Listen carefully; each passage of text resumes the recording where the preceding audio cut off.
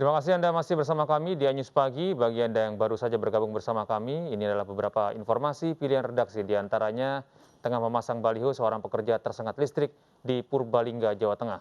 Korban yang terluka bakar dievakuasi petugas damkar.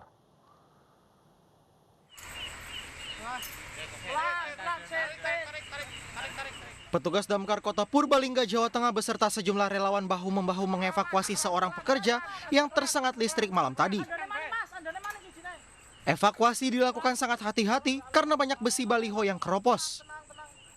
Korban tersengat listrik saat memasang baliho berukuran raksasa di Desa Jompo, Kecamatan Kalimanah. Diduga korban menginjak kabel listrik yang terkelupas. Korban akhirnya berhasil diturunkan namun mengalami luka bakar. Kondisi korban saat kami datang ke sana itu sudah lemas, separuh badannya sudah mati rasa, hanya tangan kanan aja yang masih bisa digerakkan. Ada yang luka kebakar? Buat luka, kami terlihat luka itu di bagian kaki, di bagian paha, dan juga bagian tangan itu luka ringan. Tapi untuk tubuhnya seluruhnya lemas, cuma tangan kanan aja yang masih bisa bergerak. Setelah mendapat pertolongan pertama, selanjutnya korban dibawa ke Rumah Sakit Atien Kalimanah untuk perawatan lebih lanjut. Dari Purbalingga, Jawa Tengah, Catur Edi Purwanto, iNews melaporkan. Jenazah perempuan di kamar indekos Madiun, Jawa Timur ternyata tengah hamil 9 bulan. Polisi menunggu hasil otopsi untuk mengetahui penyebab pasti perempuan berusia 19 tahun itu tewas.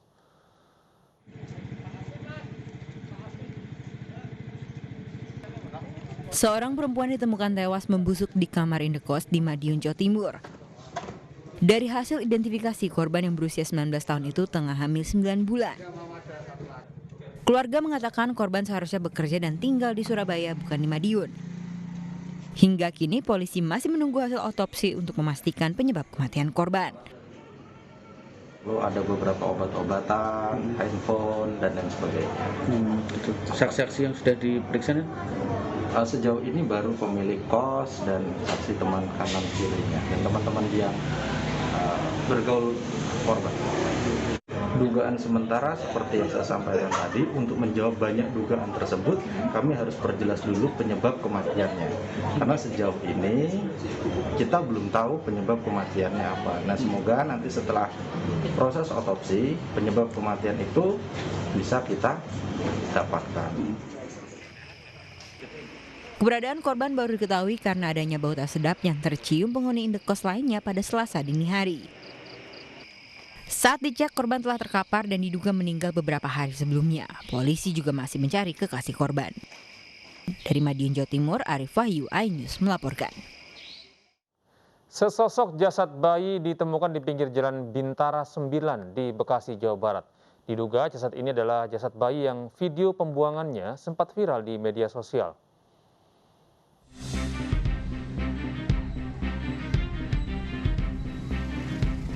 Warga Jalan Bintara 9 Kota Bekasi, Jawa Barat digemparkan dengan penemuan jasad bayi terbungkus kantong plastik.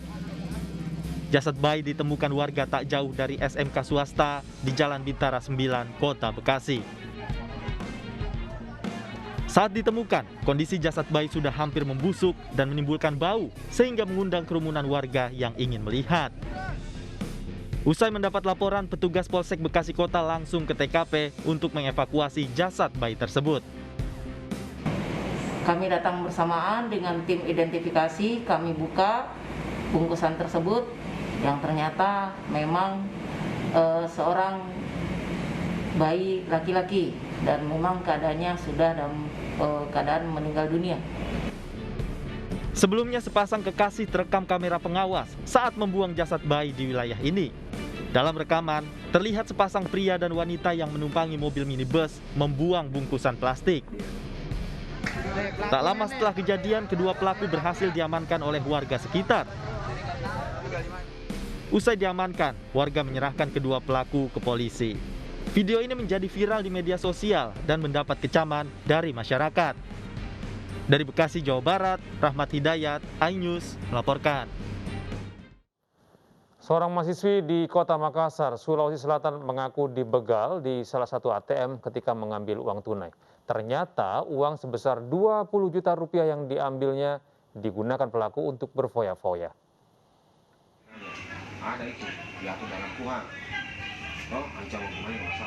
Seorang mahasiswi di Makassar, Sulawesi Selatan melapor ke polisi mengaku dibegal saat menarik uang tunai di ATM Jalan Tamalan Rea. Setelah diselidiki, ternyata perempuan ini membuat laporan palsu. Tipu daya pelaku diketahui polisi setelah menelusuri bank dan kamera pengawas di sekitar TKP. Di hari kejadian, ternyata pelaku tidak mendatangi ATM pada lokasi yang disebut sebagai lokasi pembegalan. Saat diinterogasi polisi, pelaku mengaku bahwa uang sebesar 20 juta rupiah yang seharusnya digunakan untuk uang muka pembelian rumah telah habis untuk berfoya-foya.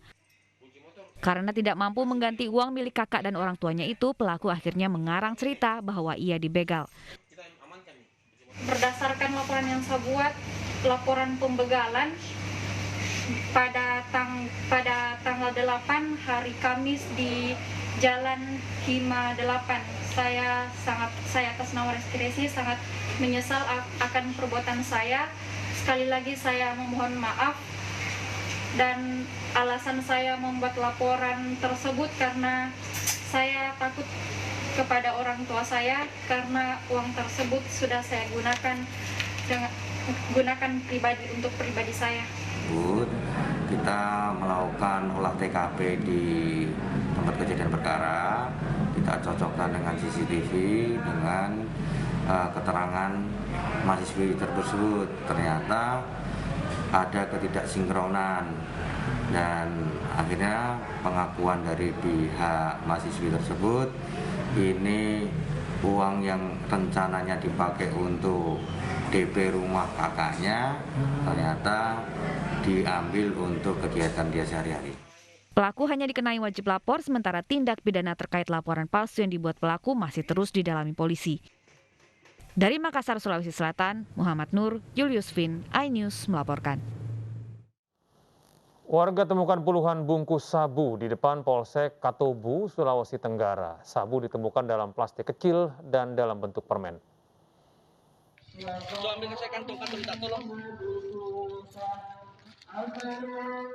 Warga Kecamatan Katobu, Kabupaten Muna, Sulawesi Tenggara digegerkan dengan penemuan 73 bungkus narkoba jenis sabu. Sabu ditemukan di semak-semak pinggir jalan tepat di depan kantor Polsek Katobu. Tidak hanya sabu dalam bungkus plastik, barang haram itu juga ditemukan dalam bentuk permen. Saya perintahkan anggota kami propos turun ke lapangan. Jadi kami propos langsung turun ke lapangan bersama masyarakat yang melapor tadi. Hasilnya di bawah 73 bungkus, 10 bungkus dalam bentuk permen. Petugas Polsek Katobu menyerahkan 73 bungkus sabu ke Satuan Narkoba Polres Muna untuk penyelidikan lebih lanjut. Saat ini petugas masih memeriksa sejumlah saksi untuk mengungkap pemilik barang haram tersebut. Dari Kabupaten Muna, Sulawesi Tenggara, Febriono Tameng, iNews melaporkan. Pemirsa, kasus prostitusi online anak di bawah umur yang menyeret artis Sintiara Alona dirampungkan Polda Metro Jaya. Barang bukti hotel yang menjadi lokasi prostitusi tengah dilakukan pemeriksaan secara administrasi.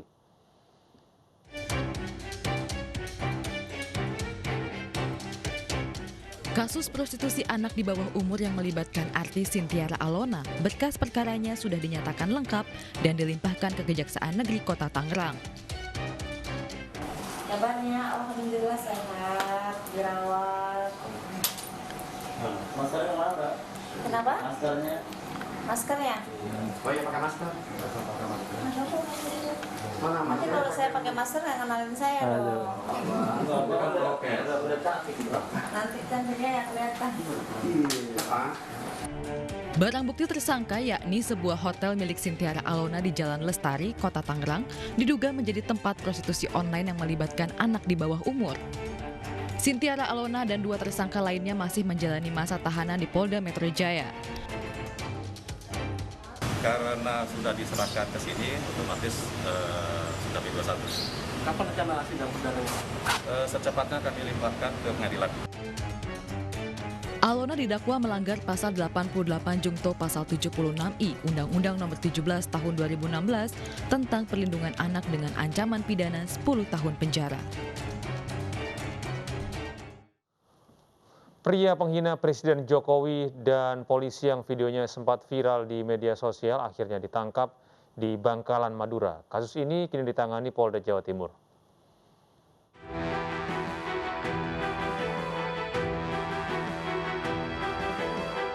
Video menghina presiden dan polisi yang diunggah Malih warga Blega, Bangkalan, Madura ini sempat viral di media sosial.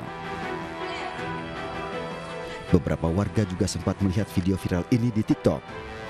Namun tak lama setelah viral, akun TikTok atas nama pelaku lenyap dan videonya pun sudah dihapus. Polisi dan Satreskrim Polres Bangkalan, Madura pun bergerak cepat. Pelaku kemudian ditangkap dan tanpa perlawanan. Setelah ditangkap, pelaku langsung dibawa ke Polda Jatim dan dijerat dengan pasal Undang-Undang ITE karena berisi penghinaan dan ujaran kebencian. Pemirsa, pembatasan sosial akibat pandemi COVID-19 telah mengubah perilaku masyarakat. Permintaan dan layanan hiburan di rumah mengalami peningkatan yang cukup signifikan. Kondisi ini tercermin dari peningkatan kinerja PT MNC Vision Networks Tbk sepanjang kuartal pertama tahun 2021 ini.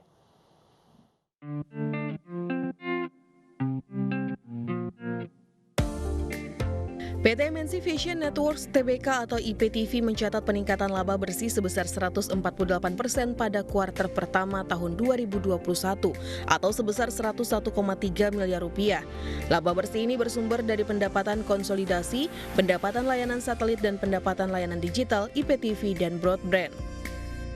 IPTV membukukan pendapatan konsolidasi perseroan sebesar 1 triliun 32 miliar rupiah pada kuartal pertama tahun 2021 atau mengalami peningkatan sebesar 23% dari tahun sebelumnya. Sementara itu dari layanan satelit MNC Vision dan Keyvision pada kuartal 1 2021 ini mengalami peningkatan pendapatan sebesar 668,9 miliar rupiah atau mengalami kenaikan 3% dari tahun sebelumnya.